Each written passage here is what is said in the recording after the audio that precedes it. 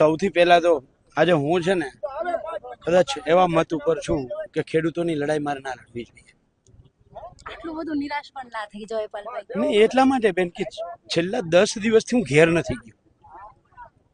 છેલ્લા 6 મહિનામાં મેં 100 જગ્યાએ 100 ગામોમાં ગયો છું. મારા ખેતરનું શું થાય એની હું ચિંતા નથી કરતો.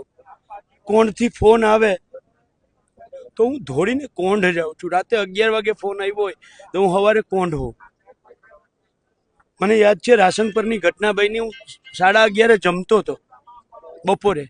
મહેશભાઈનો ફોન આવ્યો, પાલભાઈ રાશન પરમાં કંપનીએ કામ ચાલુ કર્યું છે, કલેક્ટરે બોલાવ્યા છે અને 3 વાગે તમારે પહોંચવું પડશે. બેન મારે અહીંયાથી મોરબી મારા ઘરેથી બરાબર છે ઓછામાં ઓછું 3.5 કલાકનો રસ્તો છે. હું 3 વાગે મોરબી પહોંચ્યો હતો અને કલેક્ટર સામે 1.5 કલાક મેં ચર્ચા કરી અને કામ બંધ કરાવ્યું.